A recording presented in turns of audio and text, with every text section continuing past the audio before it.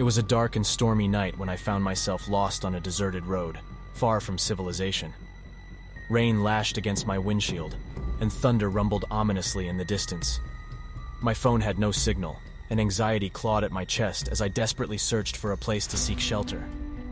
Just when I was about to lose hope, a looming structure appeared through the rain, an abandoned mental asylum.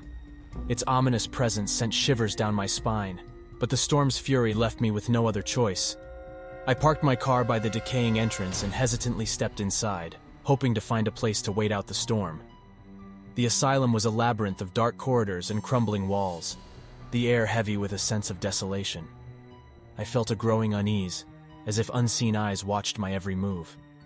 But I pushed the feeling aside, convincing myself it was just my imagination playing tricks.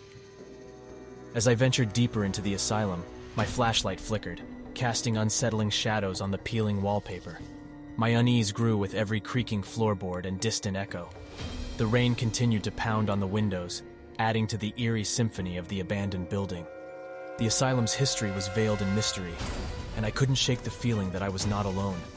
But my determination to escape the storm outweighed my fears, leading me further into the forsaken asylum's heart. In one of the dimly lit rooms, I stumbled upon an old patient's file lying forgotten on the floor.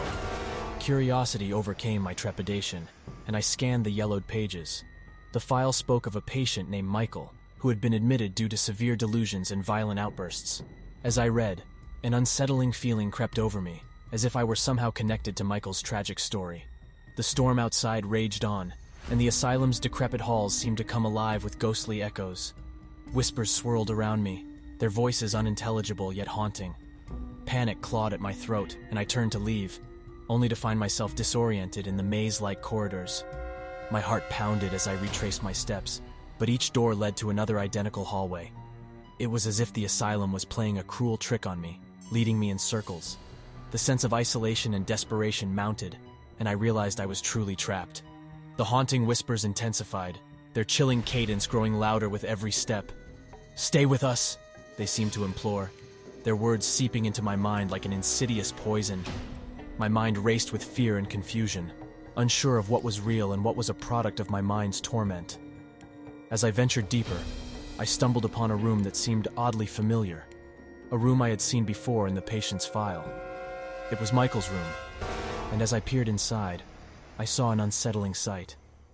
A tattered journal lay on the bed, its pages filled with the ravings of a tormented mind.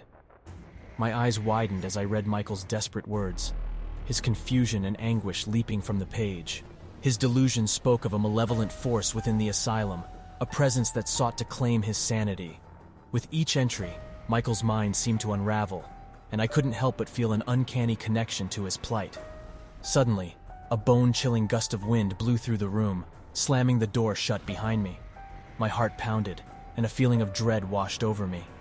The room seemed to pulse with an otherworldly energy, and I felt a presence in the shadows that surrounded me. The haunting whispers now took on a distinct voice, the voice of Michael himself. His torment echoed through the asylum's halls, and I realized that his restless spirit was reaching out to me, seeking a connection. In a desperate bid to escape, I ran through the asylum, my footsteps echoing like a frantic heartbeat. But every turn seemed to lead me back to Michael's room, as if the asylum itself conspired to keep me trapped.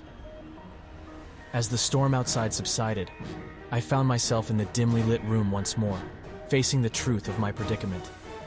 The haunting whispers had led me to this place, a place where forgotten souls roamed, seeking solace in the realm of the living. In that moment, I understood that I was not an unwitting intruder in the asylum. I had unknowingly unlocked the door to a dark and tragic past, allowing Michael's spirit to reach out to the world beyond his confinement. With a heavy heart, I embraced the haunting whispers, acknowledging the souls that lingered within the asylum's walls. They were not malevolent entities seeking to harm me, but tormented spirits seeking acknowledgement and release. As the first rays of dawn broke through the clouds, the haunting whispers faded, leaving a profound stillness in their wake. I emerged from the abandoned asylum, forever changed by the experience. My encounter with the past had left an indelible mark on my soul, a reminder of the fragility of the mind and the power of empathy to heal even the deepest wounds. Though I left the asylum behind, Its haunting whispers would forever linger in my memory, a testament to the lost souls who sought solace in the realm of the living.